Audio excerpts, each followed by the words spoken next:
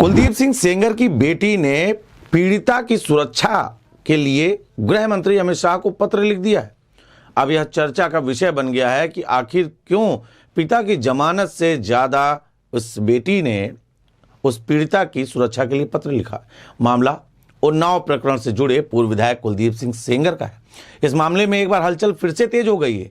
सेंगर की पुत्री ऐश्वर्या सेंगर ने केंद्रीय गृह मंत्री अमित शाह को एक अत्यंत संवेदनशील और तात्कालिक पत्र लिखते हुए शिकायतकर्ता और उसके परिवार की सुरक्षा सुनिश्चित करने की मांग कर ली है। इस पत्र में ऐश्वर्या सेंगर ने मौजूदा परिस्थितियों को सभी पक्षों के लिए गंभीर और संभावित रूप से खतरनाक बताया है। ऐश्वर्या सेंगर का कहना है, जो उस पत्र में लिखा है, कि शिकायतकर्ता के द्वारा लगातार सार्वजनिक मंचों और वीडियो में यह बयान दिया जा रहा है कि वह आत्महत्या कर सकती है या उसकी हत्या की जा सकती है।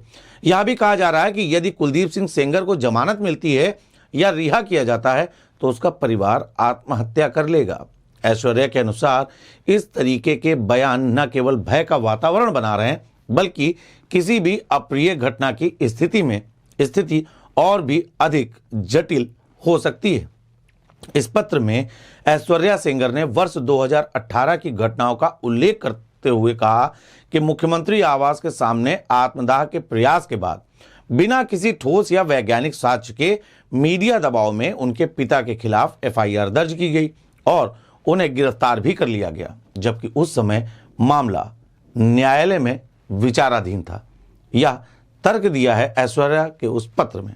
उन्होंने साफ यह भी लिखा कि मुकदमे के दौरान एक सड़क दुर्घटना ने पूरे प्रकरण की ही दिशा बदल दी, जिसमें शिकायतकर्ता के परिजनों की मृत्यु हुई। हालांकि सीबीआई, आईआईटी दिल्ली की विशेषज्ञ समिति, केंद्रीय फॉरेंसिक विज्ञान प्रयोगशाला जिसे सीएफएसएल भी कहा जाता है, और केंद्रीय सड़क अनुसंधान संस्थान सभी ने स्पष्ट रूप से इसे दुर्घटना बताया और कुलदीप सिंह सेंगर की किसी भी भूमिका से इनकार किया था। इसके बावजूद मीडिया और शिकायतकर्ता द्वारा आज भी उनके पिता को उस दुर्घटना के लिए दोषी ठहराया जा रहा है। ऐश्वर्या सेंगर ने पत्र में यह भी कहा कि भावनात्मक और जन दबाव से प्रेरित नैरेटिव के कारण उनके परिवार के निष्पक्ष सुनवाई के अधिकार को गंभीर क्षति पहुंची है। उन्होंने लिखा कि तर्कसंगत साक्ष्य और न्यायिक प्रक्रियाओं के बावजूद सार्वजनिक धारणा इस तरह बनाई गई जिसने सत्य तक पहुंचना कठिन कर दिया। ये वो तमाम बिंदु हैं जो पत्र में लिखा गया। यही नहीं, पत्र के अंत में ऐश्वर्या सेंगर ने गृह मंत्री से 3 स्पष्ट मांग भी रखी हैं। उनका कहना है कि शिकायतकर्ता और उसके परिवार को पर्याप्त, प्रभावी और निरंतर सुरक्षा प्रदान की जाए। किसी भी अप्रिय घटना की स्थिति में बिना निष्पक्ष जांच के दोष किसी निर्दोष पर न डाला जाए।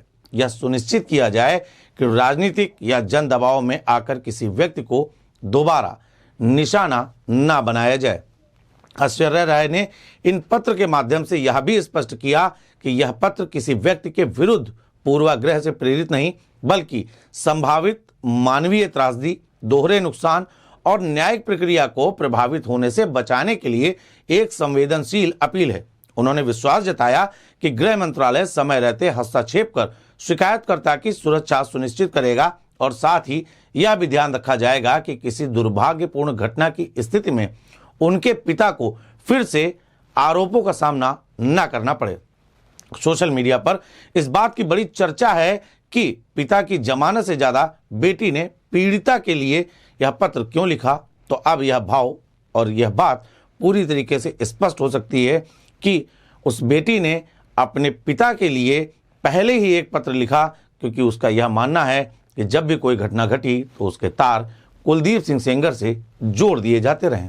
बहरहाल अब इस पूरे मामले में गृह मंत्रालय क्या कुछ एक्शन लेगा यह तो समय बताएगा। हाल फिलहाल इस मुद्दे की चर्चा खूब ज्यादा है। कैमरे के पीछे हमारे सहयोगी हैं जितेंद्र, और आप सभी मुझे देख रहे हैं फिल्मीटिक्स पर।